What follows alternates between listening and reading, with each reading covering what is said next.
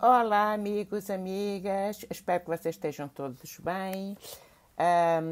Se você acabou de aterrar aqui neste canal YouTube, eu sou a Graça e neste momento andamos a ler História, a época salazarista em Portugal, o que foi o Estado Novo, o que se contava e o que se ocultava durante o Estado Novo, a ascensão de Salazar ao poder, e todos os vídeos estão baseados numa coleção sobre o assunto. Andamos a ler ainda o primeiro livro da coleção de mais de 30 livros, tudo o que aconteceu na época em que Salazar,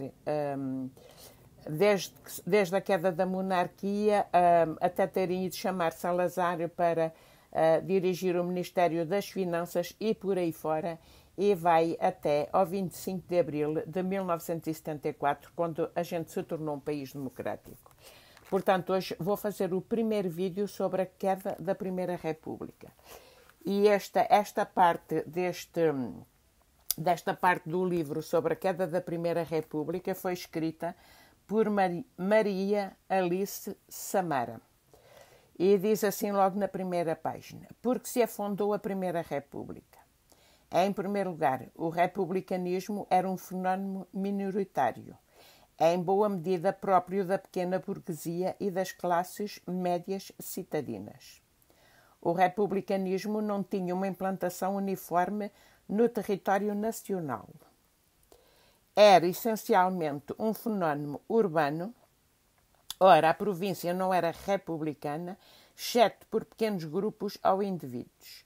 Depois, a República é incapaz de democratizar o sistema político. E não existe um projeto ou uma ideia de Estado suscetíveis de aglutinar um bloco social e político estável. Portanto, aqui da Primeira República, eu vou ler aqui sobre o António Maria da Silva, o último chefe do governo da República. Quem era esse António Maria da Silva? Presidiu ao último governo da Primeira República de dezembro de 1925 a maio de 1926. Vem aqui uma fotografia muito pequenina dele. Não tenho fotografia maior. Vem aqui nesta página. E vem aqui também uma toda pequenina após a Primeira Guerra Mundial, com o afastamento de Afonso Costa. António Maria da Silva torna-se uma das figuras de proa do Partido Democrático. Também vem aqui uma muito, muito pequenina sobre ele. Então, quem era esse António Maria da Silva, o último chefe do governo da República? Vamos ver o que é que diz sobre ele. António Maria da Silva foi o último presidente do Ministério Primeiro-Ministro da Primeira República. Mas a sua ligação ao movimento republicano vinha dos tempos da propaganda, do antes do 5 de outubro de 1910. A sua biografia política coincide com a história da Primeira República Portuguesa, 1910-1926. É engenheiro, conspirador e político. Foi uma das figuras centrais da última fase do regime, denominada de Nova República Velha.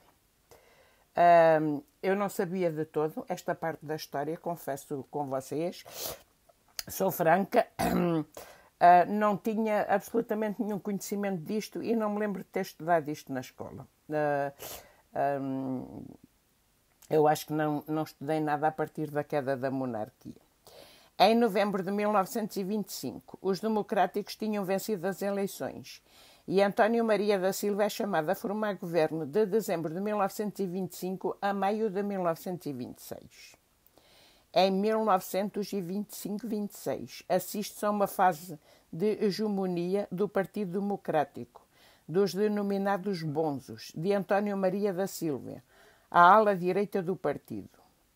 Uma das grandes questões que se apresentou a este governo foi a dos tabacos. Vivia-se num clima de conspiração que não era conhecido do governo.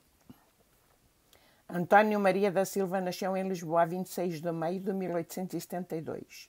Formou-se em Engenharia de Minas na Escola do Exército em 1892. Aderiu ao Partido Republicano Português. Foi um dos membros da Alta Venda, a cúpula dirigente da Carbonária, juntamente com Luz de Almeida e Machado Santos, no período de assalto ao poder, tendo, portanto, um papel de relevo na implantação da República.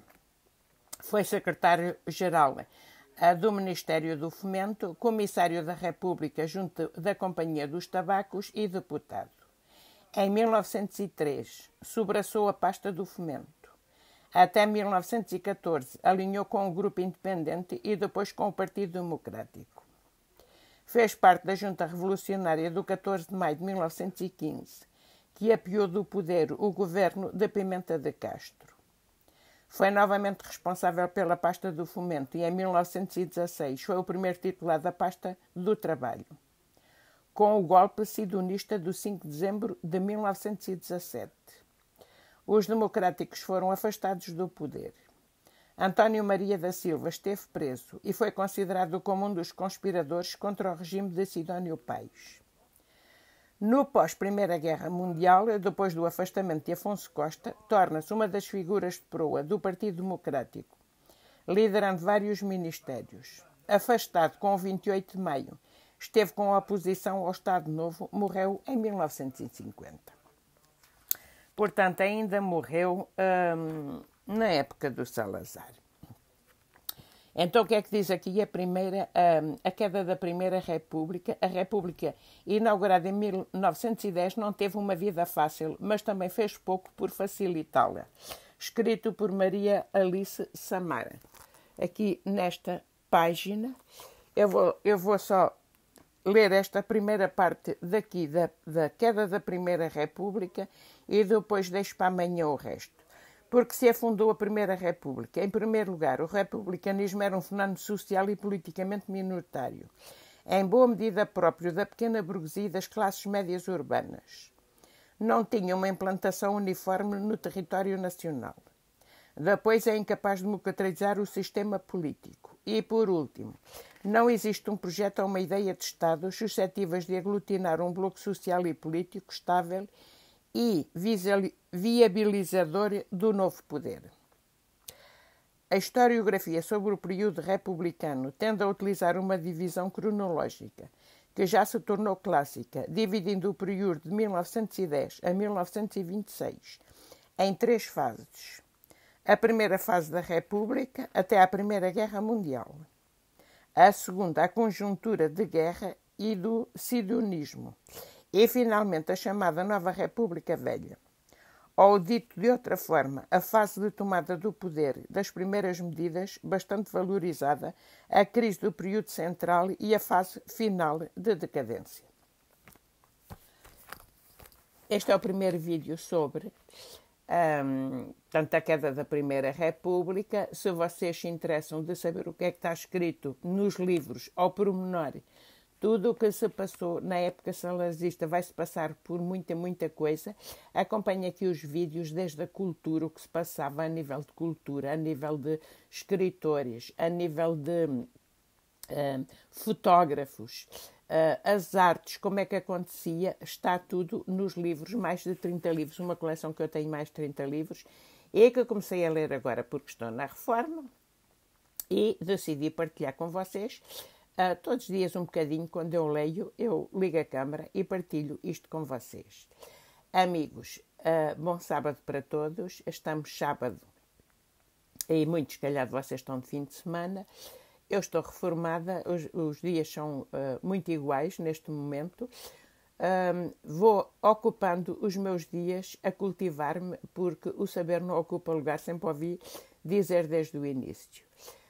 Desejo para vocês um bom fim de semana, um beijinho grande, até amanhã. Bye, bye.